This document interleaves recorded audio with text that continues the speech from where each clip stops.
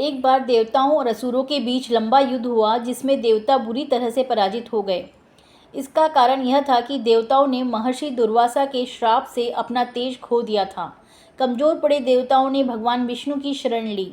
उन्होंने उपाय बताया कि यदि देवता और असुर मिलकर क्षीर सागर अर्थात दूध के समुद्र का मंथन करें तो उसमें अमृत निकलेगा, जिसे पीकर देवता फिर से शक्तिशाली और अमर हो सकते हैं।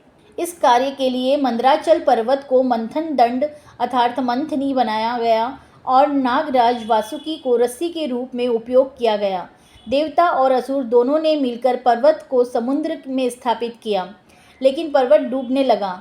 तब भगवान विष्णु ने कच्छप अर्थात कछुए का रूप धारण कर समुद्र की गहराई में मंदराचल को अपनी पीठ पर स्थित किया। जब मंथन शुरू हुआ तो वासुकी के मुख से अत्यंत विषैला कालकूट विष निकला, जिससे त्रिलोक संकट में पड़ गया। उस विष को न तो देवता पी सकते थे, न ही असुर। तब भगवान शिव ने षष्ठी की रक्षा के लिए वह विष पी लिया, लेकिन उसे गले से नीचे नहीं उतरने दिया। विष के प्रभाव से उनका कंठ नीला पड़ गया और तभी से वे नीलकंठ कहलाए।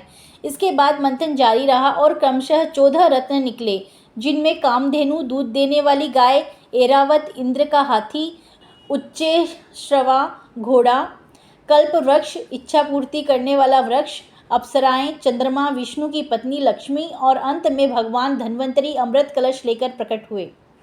अमृत को देखकर असुर उसे प्राप्त करने के लिए उतावले हो उठे और उसे लेकर विवाद शुरू हो गया। तब भगवान विष्णु ने मोहिनी का रूप धारण किया, एक अत्यंत सुंदर स्त्री का रूप, जिससे असुर मोहित हो गए।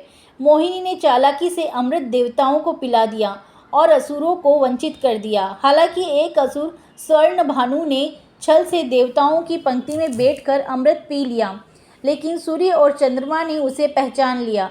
तभी भगवान विष्णु ने सुदर्शन चक्र से उसका सिर काट दिया। उसका सिर राहु और धड़ केतु बना, जो आज भी ग्रहों के रूप में माने जाते हैं।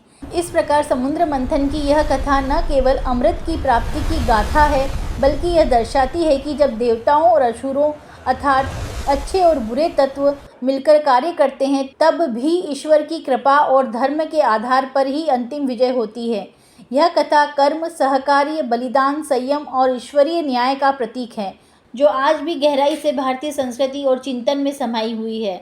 अगर आपको वीडियो अच्छी लगे तो लाइक, शेयर, सब्सक्राइब कीजिएगा। धन्यवाद।